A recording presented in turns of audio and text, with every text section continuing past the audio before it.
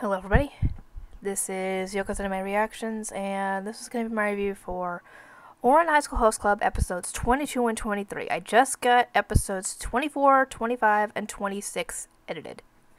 Speaking of which, once I get this video recorded, I will go on ahead and see if I need to edit the bloopers. Not to edit any bloopers out, I just need to make sure there's no interruptions in it. And I know there's a part 2 on the bloopers because there was only up to a certain point in the bloopers on the first one, so there has to be a second part. I was gonna find it and download it and record to it. Okay. Anyway, these two episodes are the Kasanoda episodes, where we get a little bit of screen time on Mori, with this guy wanting to be his apprentice. Because, according to him, Mori has a very scary looking face, and yet he's got friends. He wants him as his apprentice, or wants to be his apprentice, so that way he can find out how to make friends, because he wants friends, but he has a really scary looking face, especially when he gets pissed off, and he wants to be able to make friends, and everybody's just scared of him.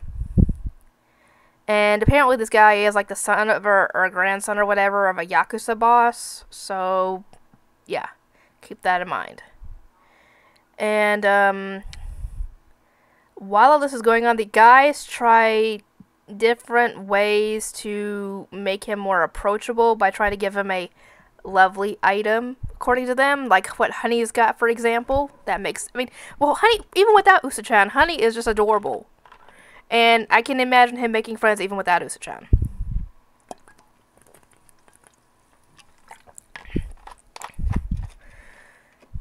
So, they try to give him Honey, I think, at one point. They try Tamaki's teddy bear. That doesn't work. Neither thing works. Honey is just scared of Kasanoda, which is kind of silly considering the guy. Honey could easily kick this guy's butt if he wanted to, and even the whole Yakuza if he had to.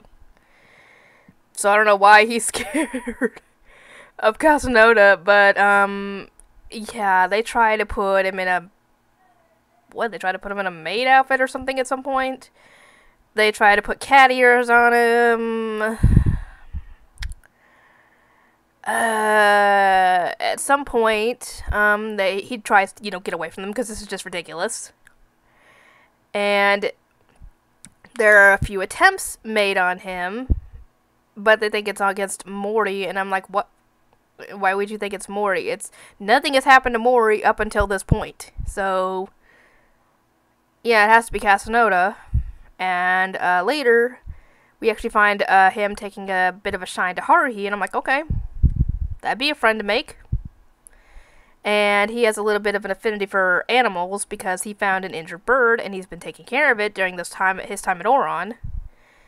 And at this point, I think Haruhi gets hit by a paintball.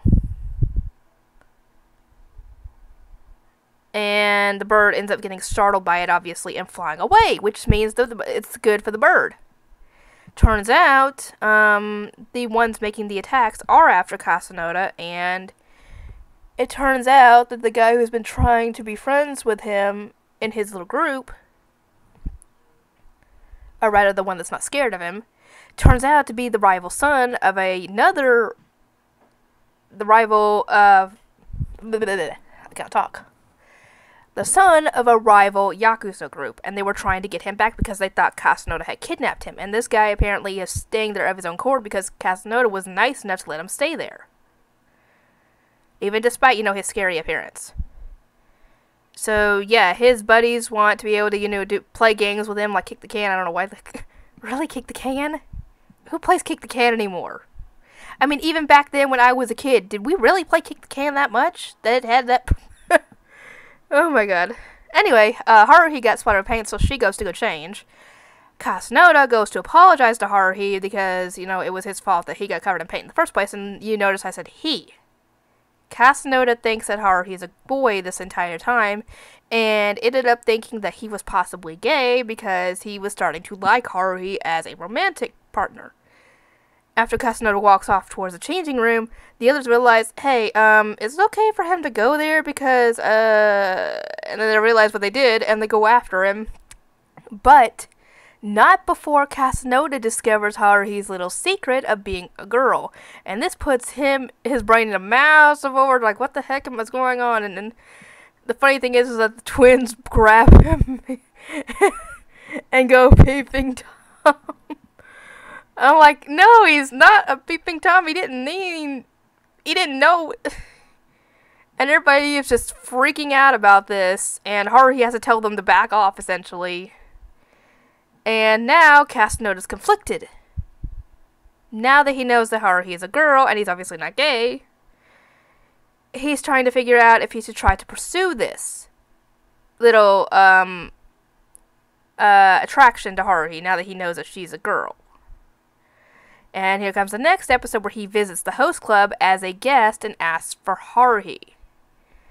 While all this is going on, Tamaki is having a little bit of a mini freak out, like an existential crisis, essentially. Because if things hit it off between Casanova and Haruhi could possibly get married to him and one day be the wife of a Yakuza. And he's going to the absolute worst case scenario in this situation. And he's just like regressing, essentially. Even despite the twins and the others trying to get him to snap out of it and go take charge. And even when he does, he mentions the whole daddy thing. And like most normal people, Casanova picks it apart, like, what, are you married to her mom? And he's like, no, I've never met the woman before. I'm like, well, then you are not the father in this situation. Really? Somebody finally saw the illogic, the absolute lack of logic in that situation and picked it apart.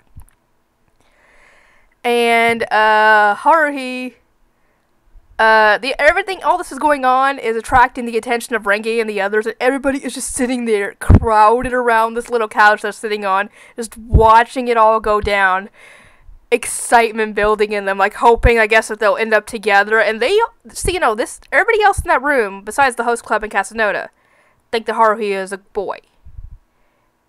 This could be the first gay couple that in the host club, essentially, because they think that Haruhi is a boy, and if those two end up together, I really want to burst their bubble, but that would mean everybody in the host club everybody in that room would know that Haruhi is a girl.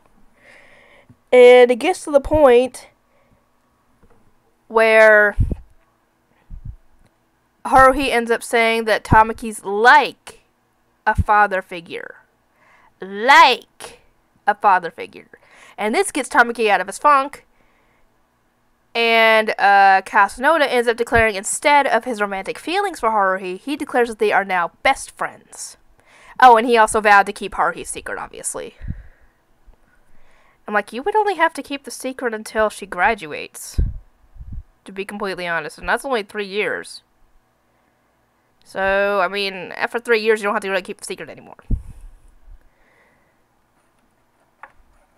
Anyway, but yeah, all the girls are freaking out about all this whole thing. All the others, except obviously Mori and Kyoya, are just, watching to the side, obviously. But everybody else is freaking out, wanting to be Casanova's friend.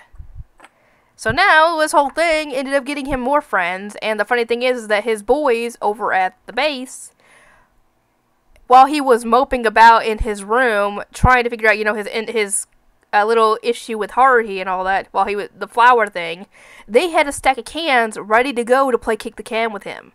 Oh, that whole thing ended up, was Tamaki also telling him, go kick the can with your boys. That's what you wanted in the first place, right? You wanted friends? Yeah, this whole thing was just absolutely insane, to be completely honest. Especially when I watched it for the first time all those years ago. But now it was just funny. Anyway, I'll get to work on all this, and I'll see you guys next time.